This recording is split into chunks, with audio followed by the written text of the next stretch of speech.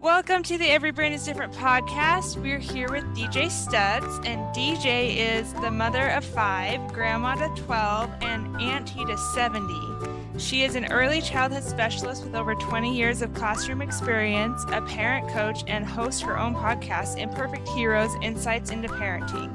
Her focus is helping parents identify the values they want to instill and build the relationships to lead their children to become independent, happy, and productive adults. Welcome to the show. Thank you so much for coming. Well, thanks for having me.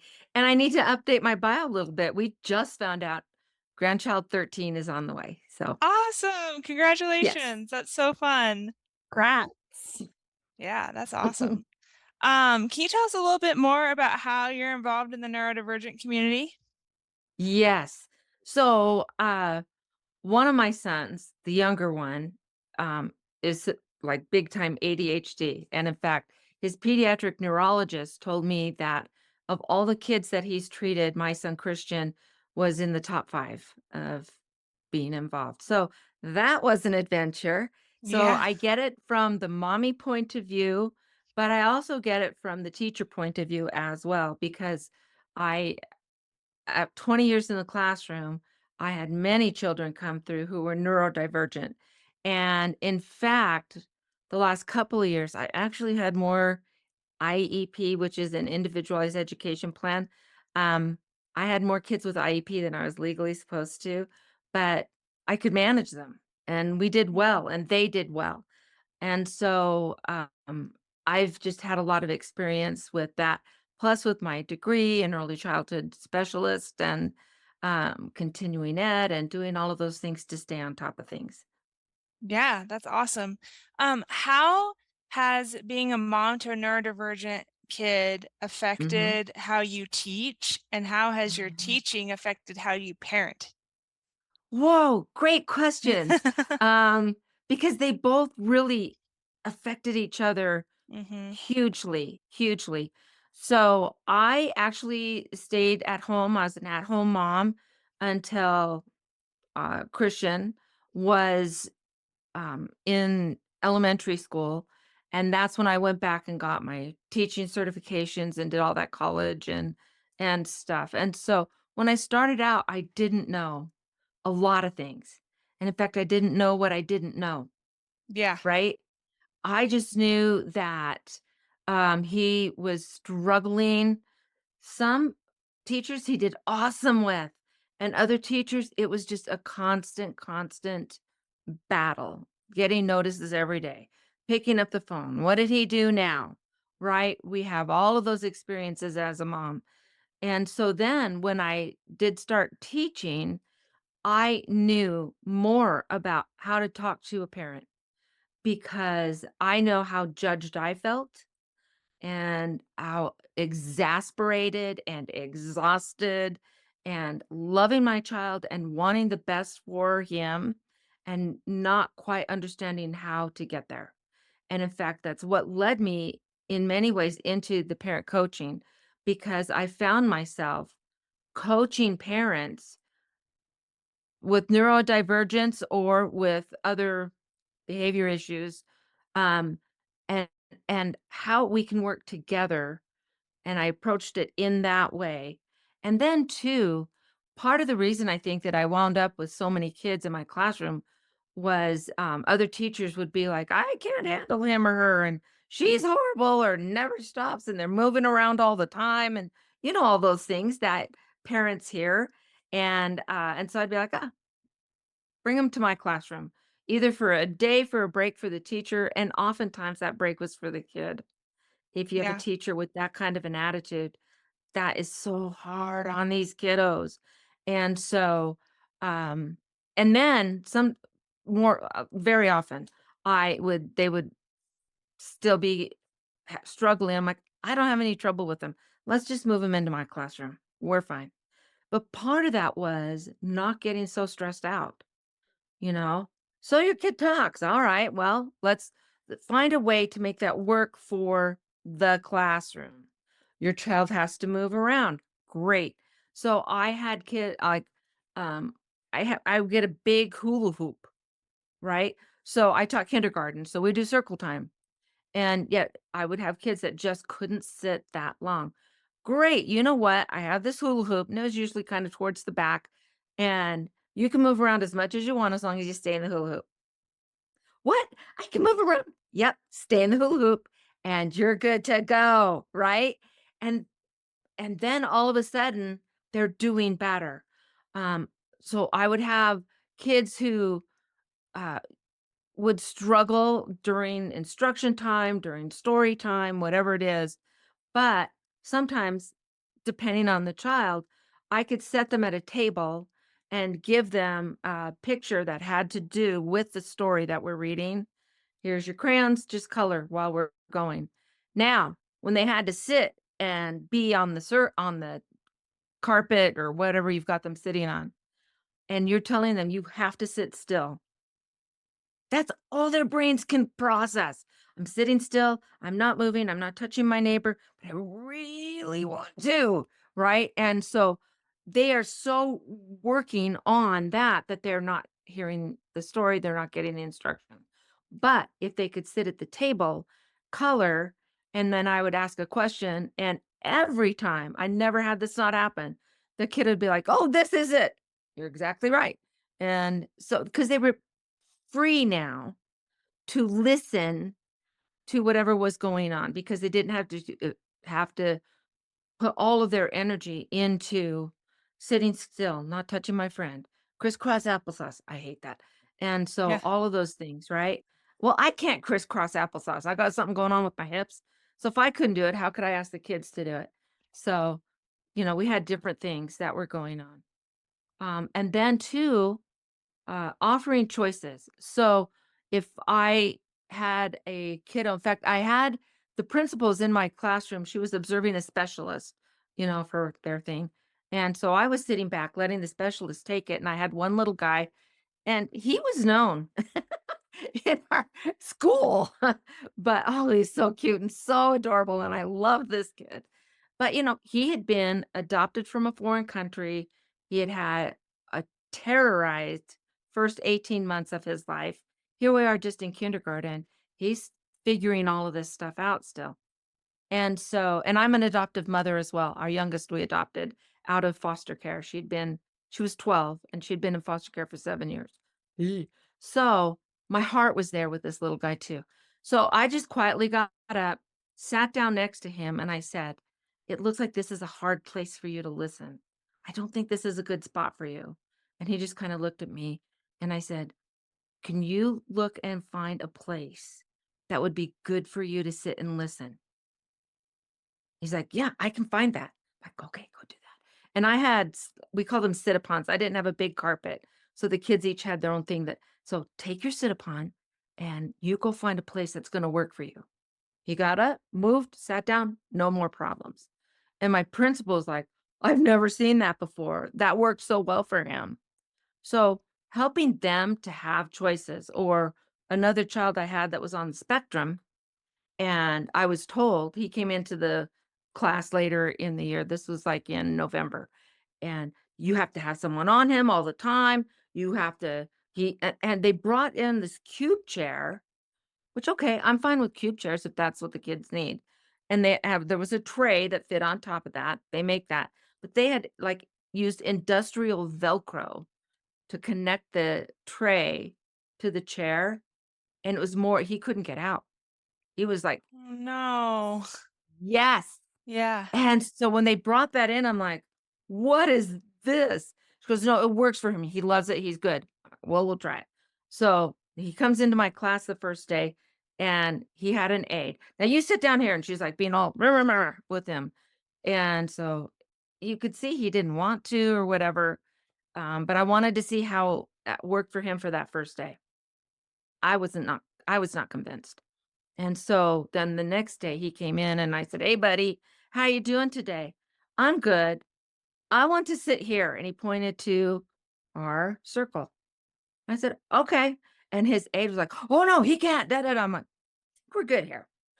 And I said, "So here's the deal. For you to sit in our circle, this is what you need to do to stay in the circle." And it was like, sit still, don't touch, listen, all those things. I said, "But if that doesn't work for you, if you're sitting in the circle and you find that it's too hard, you can always choose to go back to the cube chair, but it's your choice." I made it his choice. And so he sat there for a little bit. He started, doing his little thing. And I'm like, "Oh, it looks like you are choosing the cube chair. And that's fine. I'm fine with that." "No, no, I don't want to." "Oh, okay. Well, you know the rules to stay here." "Yeah." I'm like, "Okay, let's see you do it." And so it wasn't ever like, "You're not being well," or "You're not doing this or that," and "You go over and sit here." Never, ever, ever. But just to say, "Oh, it looks like you're making this decision. All right, I'm good with that." Um, and it calms them down, and it helps them to feel validated that they are not a bad kid, right? That all these things that go on. I for There was a year right before COVID that I was an administrator at a community college children's lab. And so I was helping students who were coming through for their degree to do observations and all of this. And it was funny. In one of the classrooms, we had a little boy who was a pistol, you know, woohoo. And so, he was known for hitting, knocking over towers, rumpling up other kids' papers, all of that. And so all the other kids knew to like, if this kid was near me, I might not be safe. I might be in a lot of trouble or whatever. Okay. So as I was helping this teacher and we were doing this observation, we are in the observation room. I saw one little girl come crying to her teacher, "Joey hit me." I'm thinking, Joey's absent today. They Oh, were wow. so used to blaming Joey for everything that had gone wrong in their classroom that even when he wasn't there, he was still getting blamed. And so we really have to check our attitudes as teachers, as parents, as neighbors, as aunts and uncles, all of those things. Check that because when you go in and you see, "Oh, here comes Joey and he's always trouble." Right? Even grandparents will do this sometimes. Um, and so they set themselves up in a mental posture, in a physical posture to then expect the worst and you get what you expect. Yeah, for sure. Yeah. My son had that at school where there was an altercation with another student, Mhm. and my son was blamed for what happened. And I said, "Well, like, what happened?" And they're like, "Well, this kid would never lie." So, Oh, so they've shown so themselves as idiots from the And I start. was like, "Well, my son doesn't lie either, like, you can tell when if he lies, you just say, 'Are you telling the truth?' And he'll be like, 'No.'" I'm like, "Well, my son doesn't lie either, so why do you believe those Mhm. kids over my son?" And they're Mhm. like, "Well," and it was because my son was disruptive. He was, like, in quotes, like, the bad kid, he was very Mhm. disruptive in class. He Mhm. didn't like going to school, and so every time something happened, they automatically believe the other students. And I'm not Right. saying if he was in the right or in the wrong in the situation, I don't know. But Mhm. just the fact that they were like, he's lying. Mhm. So yeah, definitely I think you bring up a really good point that teachers and parents need to check their judgment and just expect the best from kids. Like expect that they'll do their best. Mhm. Because I think that Yeah. the kids can feel when you think that they're going to make a mistake or they're not good Right. or they Right. get so many negative comments. I think I said this in another one, they get like 20,000 more negative comments than Right. positive ones. So Mhm. if you can just be that positive person in their life and Mhm. expect them to do good things or like not productive, but you know what I mean, like just expect the best from them, then they'll probably have better behavior for you. And if they're not having like appropriate behavior, then find out the reason why and don't just say, "Oh, it's because they're a bad kid." Right. Because they're not doing Well, things like that. exactly. And I think too, I mean, we do need to expect our children, no matter what is going on, to have safe behavior, to Mhm. have, you know, a learning mindset, to, all of those things. And some kids, we just need to teach it in a different way than some other kids. Every child, I figure every child's a neurodivergent in some way. We all are. We all have our own ways of learning, our own ways of reacting to other people or to stress and anxiety, to fear, all those things. And so, everybody has their own way. But I do uh want to say it's fine and important to have consequences for behaviors, but they need to know ahead of time going in, especially if they're neurodivergent, and what the expectations are. And if they surprise you, which they will, oh wow, didn't see that coming. Yeah. Right? Yeah, for Oh, sure. oh, okay. So we've got to come up with a plan because this isn't okay. I'm a teacher, I'm data driven. And so when I'm coaching families, one of the main things first things I do is I have them take a week and just document what was the problem? How was it handled? Who was involved? What time was it? Where were they? And so we're getting a bunch of data that then we can go back and look and say, oh, Joey seems to have a harder time when Susie's around. It seems like Susie's involved with a lot. Or this time of day, or when he's supposed to accomplish this task. Is he hungry? Is he tired? Is he, you know, and I say he a lot. I just had my grandson with us, so, Yeah. I'm using I don't know, I find myself doing that. It's either gender. But, so when you get the data and so if you go in and the teacher is saying, "Rah, rah, rah," right? And so staying calm and just say, "Okay, so how often is this happening?" Well, it happens all the time. No, no, no. Like, ask them for the data, ask them for more information. And if they're not tracking that, they should be. But if they're not tracking that, then you can say, I'll tell you what, let's go for a week and let's get the data on, like, is it certain subjects? Is it sitting by certain kids? Is it a certain time of day? All of those things that are going on. And so now you're coming in, not an angry, I'm going to protect my child parent, but a curious parent that says, I want to know more. Let's see what's going on here. That's going to, because a lot of times teachers do get an angry parent who is, my kid would never. And I'm Mhm. just telling you start a sentence with that. My kid would never. I don't care how you end it. You're an idiot. So just any child, given the right circumstances, would. Same with adults, Mhm. right? And so S let's go in with an open mind. Yeah, maybe my child and probably my child was inappropriate at some level there. And so let's figure out what's going on so that we can truly help them and not just, "You better sit still or you're not gonna you know, watch your iPad for 8 days or whatever it is.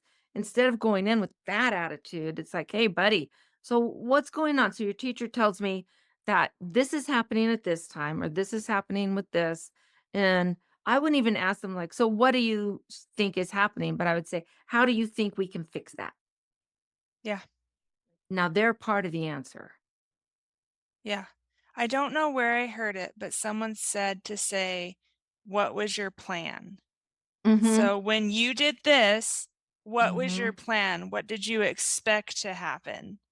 And Right. I thought that was so awesome. Yeah. Just to Yeah. understand where they're thinking, because 'cause you're not, like, blaming them, you're not saying, "Oh, this No. was wrong," you're just like, "What were you thinking? What was your plan?" And I feel like that's less of a demand on them than, "What Mhm. were you thinking?" Like, Exactly. Because "Why they don't why did know. you do," Generally, or they don't know. yeah, or you say, "Why did you do that?" "I don't know why I did it, I just did it." Yeah, So, that's what yeah, I get a lot from my kids. "I don't yeah. know." I'm like, I don't know. Oh, "Okay." well, alright. So Yeah. or when a kid when your child comes to you, or for me, often students, and complaining about something, instead of jumping in to solve the problem, don't solve your kid's problems. Please don't do it. they have to learn how to do it on their own, or they're gonna become adults, and we see them all over the place, who can't manage because someone disagreed with them or they got triggered Mhm. by that. You got triggered? Excuse me, right? And so, when we can, say something like, "Wow, that really sounds like a problem. What are you going to do about it?" I am so Yes. excited to see all of the great ideas that you're gonna have on how to blah, blah, blah. Now Yeah. they're thinking and they're part of that problem solving, and you're gonna see so much growth that will jump in if you just will back off and, "No, I'm not solving your problems," you know? And you're big now, there's some that are honestly big enough that you gotta jump in and whatever. But I would say 80% of the time, when they come to you, they're just used to you solving everything. They want mom to fix everything or dad to fix everything, where you're going to, facilitate their growth and their social skills by saying, "Wow, yeah, that sounds really frustrating. What do you think you should do about that? I'm so excited to see what you do," right? Turns things around, and you're gonna see a Yeah. ton of growth. Yeah. I just did a lesson on that in our parenting program where Yeah, we talked about enabling versus en- encouraging versus discouraging independence and right. encouraging versus discouraging comments that you can make to your kid when Mhm, they have an issue. So when I mhm, first read it, I was like, oh, like encouraging. So you can say, like, this is what we're going to do, whatever. But the discouraging, I didn't think about it in the way that they presented it. It was positive discipline. They presented it as you are mhm. discouraging your child when you don't allow them the independence and the autonomy to fix their own problems because Right, you're doing everything for them. So they're going to grow up expecting everyone to solve their problems. Just like you said, they're not going to know what to do when they have a situation present itself and they need to problem solve. They're not going to be able to mhm, problem solve if you're just doing everything for them. And even if, they're teeny tiny, even if they're toddlers, you can say, okay, what are we going to do to fix this? And they can help solve it. mhm. Yeah, I love that. Yeah. Thank you so Well, much. and 2, you're also teaching them, "I don't trust you. Yes. I don't trust you to be strong enough. I don't trust you to be kind enough. I don't trust you to be smart enough." And so then they grow up thinking, "Well, I'm incapable." Mhm. And then that leads to a lot more anger, and other big issues as they get older. Yeah, and then they also get a lot of comments. I feel like neurodivergent kids get a lot of comments that they're not capable of doing things because they're doing it the wrong way. Where in reality, they're not doing it the wrong way. They're doing it the Their way. atypical way, maybe. They're not doing it the typical way that someone would do it, but they're not wrong. They're just different. And so Yeah, if you're constantly solving their problems and then they're told in other areas, oh, you're doing that wrong, then they're not going to trust themselves at all. When exactly. really, they should be able to trust themselves and just do it their way because their way is fine just because it's not everyone else's way. Mhm. Yeah. Well, and 2, when you look at some of the most successful people in the world are neurodivergent. Yes. Yes. Because they look at a situation differently. I don't do it the regular way. I'm gonna do it this way, and then it just becomes a blessing to society. And so I really want parents to not feel like, uh, any kind of a diagnosis is a death sentence for their child. The richest man in the world is on the spectrum. Yes. I was talking to someone about that this morning that when I know someone that was diagnosed and the doctor told this kid's mom, "You will never he will never get married, he will never have a job, he will never live independently." And now this kid, 12 years later, he's in high school, he's doing amazing, and he has Mhm. friends. Oh, they said he would never have friends, but he Oh, has friends, he's, yeah. like, in the drama club, he has plans for the future, and Mhm. so yeah, don't let people tell you that your kid No, doesn't have any, no. like, prospects in life, I Right, guess, right, like, they're right. gonna be just fine. My son that what I've been talking about, he is actually a cop, Uh-huh. and He's the one that is bringing my 13th grandchild. So 3 kids in that family, and, you know, he's a golfer, and he's just someone who has to move around and be busy. A Hmm. desk job would probably kill him. And now, actually, he's not on the road anymore. He does accident reconstruction, um, for fatal accidents on the road with highway patrol. So he's busy doing, but he has a bright future. He's a great kid. He's hysterical, actually. So don't don't limit your child. Don't believe those things. So I'll let you in on a little secret. So when I was young, I had a hearing deficit that was unidentified. So I was just told I don't listen, that I'm a problem, I don't follow instructions, I talk too loud, all those things. And because I could hear loud noises. And when I was in 6th grade, I had my first, I'm old, I know, I had my first hearing test and I failed it miserably. And they're like, she can't hear. But I didn't know any different because that's all I'd ever heard. I didn't know I couldn't hear. So I wound up it was surgically repaired. What happened was I had extra skin growing around my eardrum. And so it was like everything was muffled all the time. So I might hear someone talking and I wouldn't quite understand what they were saying because it was muffled. And in fact, for the 3 months after I had the surgery, I was just crying because I didn't know why people were yelling at me all the time. Yeah. Oh, that's so sad. So, but my heart really goes out to these kids that have these labels, and Hmm. my parents, they didn't know any different. They just thought I was this, difficult child and blah, blah, blah. And so just really, when you get flustered, when you find yourself tensing up because someone's coming over or whatever, really check that in yourself and stop and see. And the reality is, you probably just need to get to know that kid or that person better and Yes. understand what their needs are. Yeah. Yeah, that's a great point. Just to understand them better, understand what they like, understand what their triggers are, Mhm, and do your best to help them. I think that's mhm. fantastic. So I have loved our conversation, and I Me love too. that before I even asked some of the questions I was going to ask, you would talk about what I was going to ask, and I just think it just made me so happy. But Well, thank you. what resources do you have for parents that you would recommend either you produce yourself or that others have made that you would recommend? I know you have a book. I do. Let me see, get the right hand up. Yeah. There it is. Yes.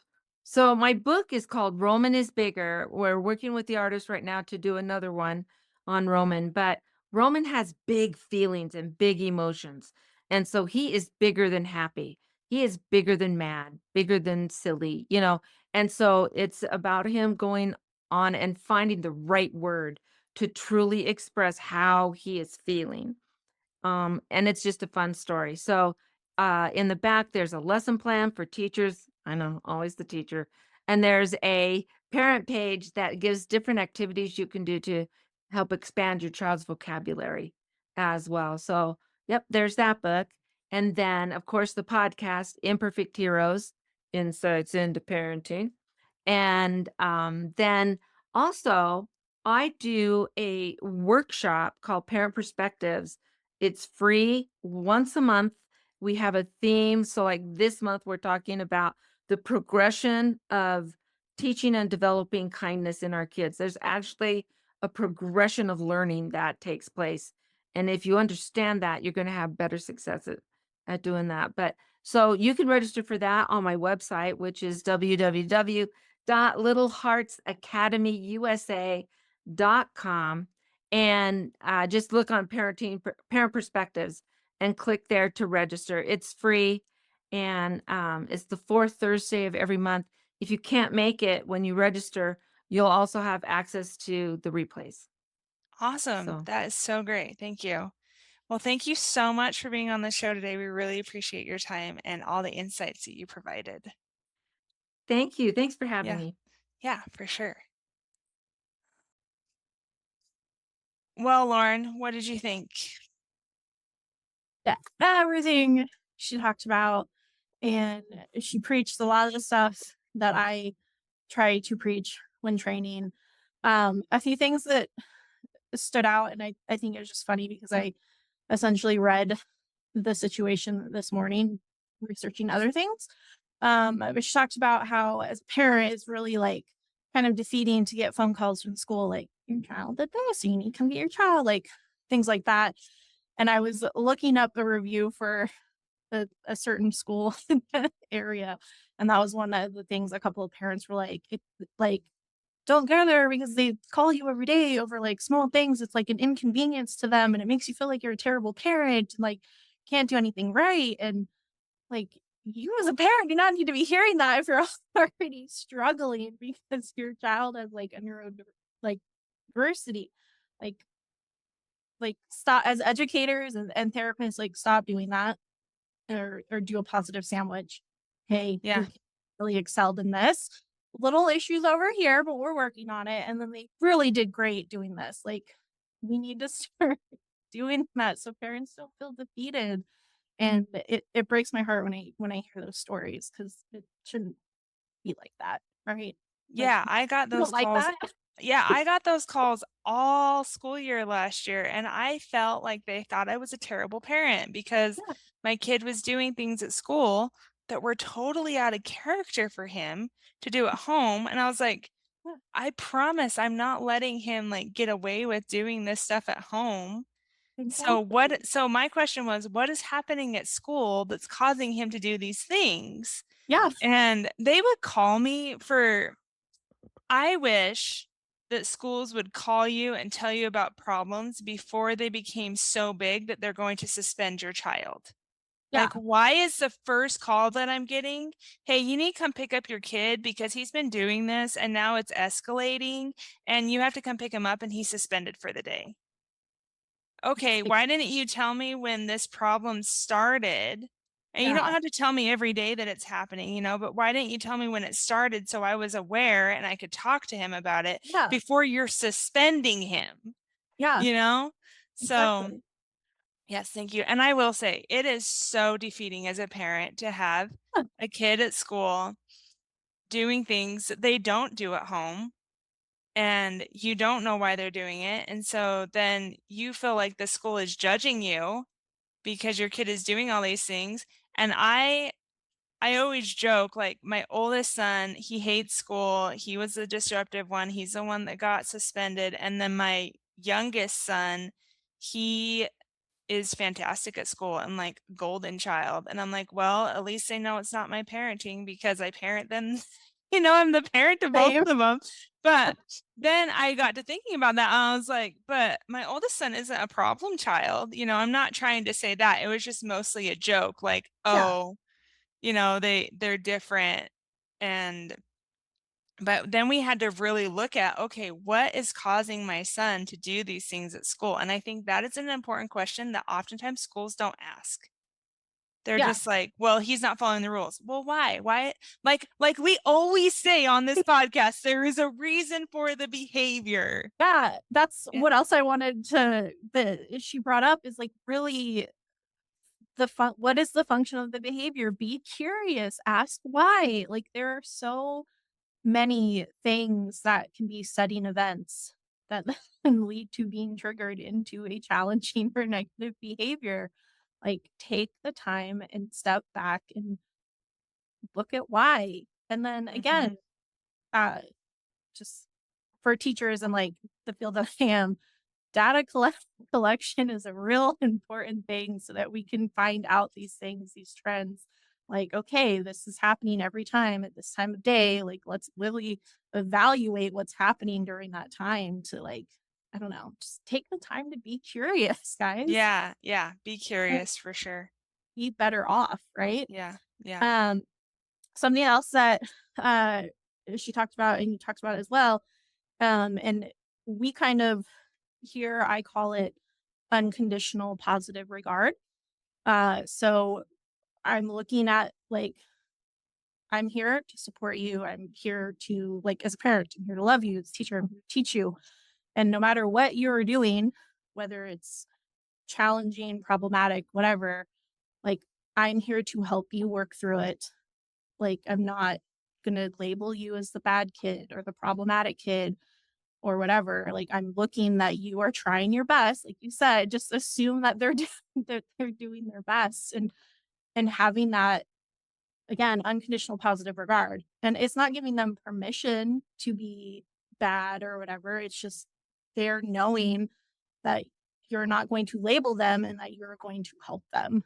And I think that uh, is really important. And then also, and you guys said that, like, check yourselves. How are you speaking about this child in front of other people, that now the class problems are because of this kid, even when the kid's not there? Like, and so that's something that we really base stuff off of your own experience with the child or whoever that you're working with, and do not talk negatively about them with other people, or especially with other people that have to interact with them, because then you set them up for failure. Yep. Yeah. Telling them that they're doing this, this, and this. I'm going into the situation expecting this, this, and this, and I'm not happy about it. Versus if you know, focus on the good things and the strengths, then I'm going to go in with a more open mind and a positive mind, and just don't set each other up for failure. Yeah. Yeah. Really Exactly. important. Yeah. Yeah. I really like all those things like that she mentioned and you just talked about. One thing that she said that I think is super important is movement for kids. Yeah. And Dr. Gilly Khan, who we had on the podcast, she posted this on Instagram. And I just want to read what she posted. It's a carousel, so it will be a minute, but I think it's so important. It says, "Does movement help ADHDers concentrate? A study including 24 kids with ADHD and 24 without had the kids perform psychological tests. Some of the kids had to complete the task while cycling, while others had to sit at a desk. Here's what they found. The kids with ADHD who were moving during the task did better than the other kids. Also, movement only benefited ADHD kids. Neurotypical kids did worse when they moved around while trying to work. But that's not all. The researchers also found that when ADHD kids were permitted to move, this increased blood flow to the left prefrontal area, which is associated with concentration and better control over behavior. This may be why movement improves task performances in ADHD children." I just thought that was Yeah. amazing. Like, we have anecdotal evidence that, when kids move, like she said, like the kid was coloring and then raised his hand and answered a question, but there's Yeah. actual Yeah. yes, yes, yes, I yes, wanted yes. to elaborate on that because I Yeah. get that, like, I'm a trainer, so people come in and there are some certain boring parts of training. They have to watch videos and it's really boring and terrible, and I totally acknowledge that.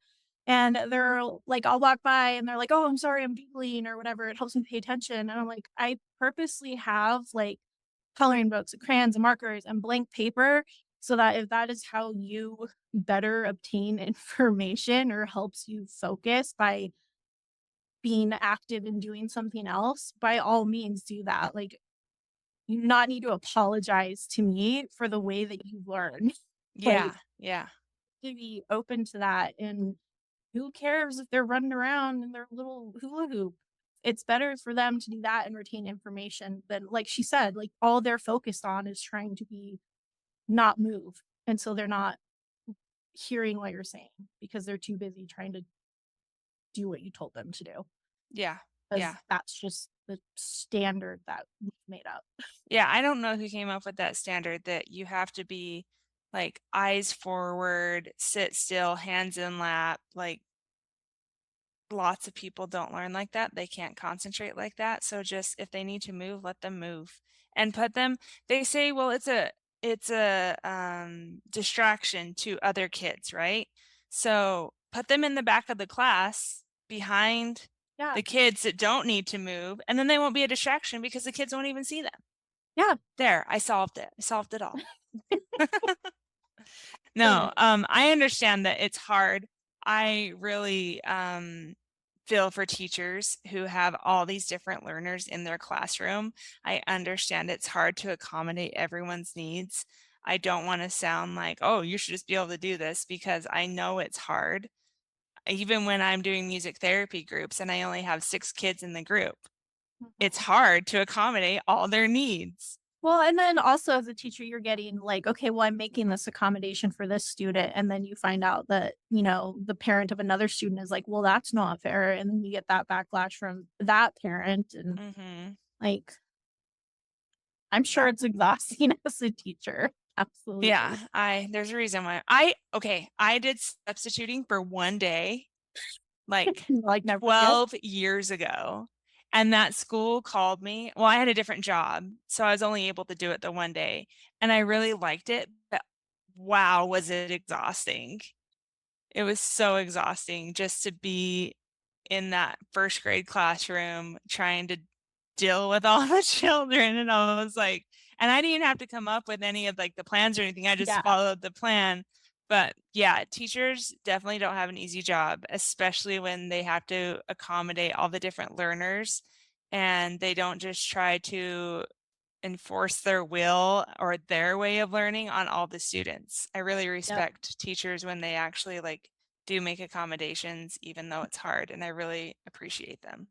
Yeah. So I feel like sometimes we get down on the education system, but I know that teachers are just doing their best. So Or just providing them advice yeah, to be better yeah, in certain areas. But we also Yep. know that there's struggles and bureaucracy and all of that stuff. Like, we get it. yeah, for sure. Well, thank you all for listening this week. Leave us a review if you would be so kind. Rate the podcast. You can DM us on Instagram or send us an email at everybrainisdifferent@gmail.com, or we're on Instagram at everybrainisdifferent. We would love to hear your thoughts on the podcast. If you like, if you like me and Lauren's rants, just let us know. What do you think? So, thank you all, and we will see you next week. Bye.